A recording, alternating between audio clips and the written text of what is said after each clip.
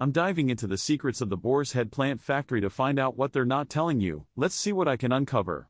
When it comes to deli meats, one brand stands out from the rest: Boar's Head. With a reputation for quality and a wide range of products, it's no wonder they're a staple in many supermarkets and restaurants. But have you ever wondered what happens behind the scenes at the Boar's Head plant?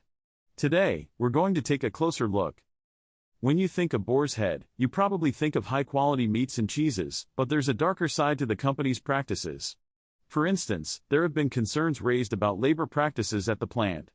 Some employees have reported working long hours without adequate breaks, and there have even been allegations of mistreatment by management. That's not all. There are also concerns about the environmental impact of the plant's operations. The production process requires a significant amount of energy and water, and there have been reports of wastewater disposal issues. Further investigation has also turned up some disturbing patterns when it comes to food safety. There have been instances of contamination and recall, and some employees have spoken out about the pressure to meet production targets, even if it means cutting corners on safety protocols. It's not just about the food itself, either. There are also concerns about the sourcing of ingredients, with some allegations that the company is not always transparent about where its materials come from.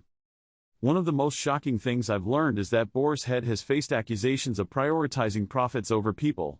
There have been reports of employees being disciplined or even fired for speaking out about safety concerns or labor violations.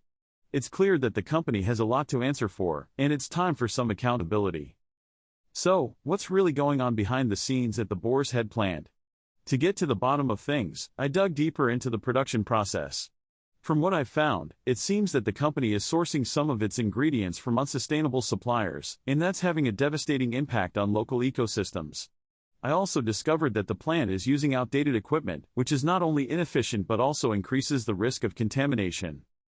But the most surprising thing I learned is that Boar's Head has been working to address some of these issues. They've implemented new sustainability initiatives and are working to improve labor practices. It's not enough, of course, but it's a step in the right direction. The real question is, why haven't they been more transparent about these efforts? So what does this all mean for you, the consumer?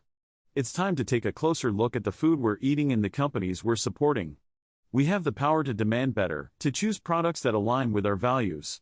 We can also start asking questions: what's really going on behind the scenes at our favorite food brands? The more we know, the more we can hold these companies accountable. Thanks for watching, and don't forget to check out our next video on the dark side of the food industry. Let me know in the comments, what do you think about the practices I uncovered at the Boar's Head plant, and what changes do you think need to be made?